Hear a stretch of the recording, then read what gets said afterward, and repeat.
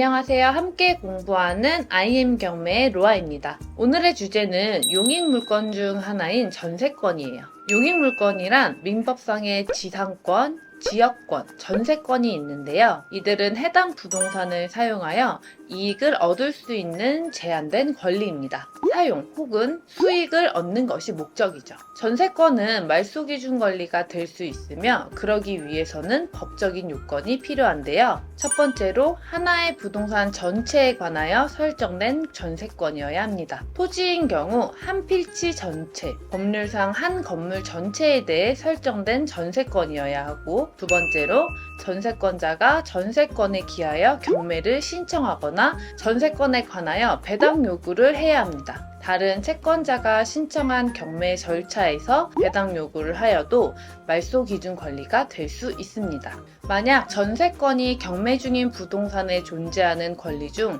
최선순위인 경우에는 위와 같은 경매 신청이나 배당 요구를 하지 않아도 전세권은 매각으로 소멸하지 않습니다. 소멸하지 않은 전세권은 낙찰자가 인수하게 되고, 이 경우 낙찰자는 낙찰 금액을 납부하고 전세권의 보증금을 추가로 지불해야 하죠. 그렇다면 다음을 예시로 선순위 전세권자에 대해 자세히 알아보겠습니다. 경매 중인 부동산의 권리 순위가 1순위 전세권, 2순위 근저당권, 3순위 가압류, 4순위 압류, 5순위 경매 개시 결정 순서라고 가정했을 때 추가로 이 경우 선순위 전세권자는 대항력까지 갖추고 있습니다. 만일 경매를 신청한 사람이 선순위 전세권자가 아닌 2순위 근저당권자라고 가정했을 때 여기서 입찰자 A는 최종적으로 매수인이 인수하는 권리가 없다라는 판단을 했는데요. 즉 선순위 전세권을 비롯한 말소기준 권리와 등기부에 공시되는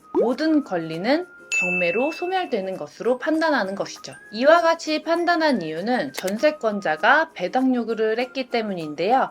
경매에 있어 말소기준 권리보다 늦은 전세권은 매각으로 소멸되지만, 반대로 선순위 전세권은 원칙적으로 매수인이 인수해야 되는 권리죠. 이 경우처럼 선순위 전세권자가 배당 요구를 한 경우에는 전세권이 매각으로 소멸되는 것이 원칙입니다. 만일 선순위 전세권자가 전세권으로 이미 경매를 신청해도 동일하게 매각으로 전세권은 소멸됩니다. 그러나 선순위 전세권자가 배당 요구를 했더라도 여기에 대항력까지 갖춘 경우라면 권리 분석에 신경을 써야 합니다. 당연히 전세권자가 배당을 요청함으로써 전세권은 소멸되지만 대항력을 갖춘 임차인의 지위는 온전히 유지되는 것이죠. 이 경우 배당받지 못한 나머지 보증금은 매수인이 인수해야 하는 경우가 생깁니다. 그렇기 때문에 선순위 전세권을 분석할 때는 말소기준 권리를 기준으로 선순위 전세권의 대항력 효력이 발생한 시점들을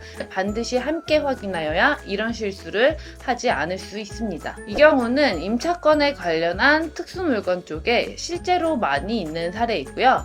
따라서 실제로 경매 물건 중 아파트가 2차까지 유찰되었는데 권리 부분에 선순위 전세권자가 있다면 이는 대항력을 갖춘 전세권자의 가능성이 매우 높다는 것을 명심해야 합니다. 추가로 전세권이 건물 전체에 설정되어 있다면 건물 소유자가 전세금을 돌려주지 않는 경우 전세권자는 지체 없이 경매를 신청할 수 있습니다. 그러나 전세권이 건물 일부에만 설정되어 있다면, 예를 들어 3층 건물 중 일부인 2층에만 설정이 된 경우라면 전세권으로 경매를 신청할 수가 없습니다. 이렇게 선순위 전세권에 관한 모든 내용을 상세하게 알아보았습니다. 오늘의 영상도 도움이 되셨다면 좋아요, 구독, 알림 설정까지 부탁드릴게요.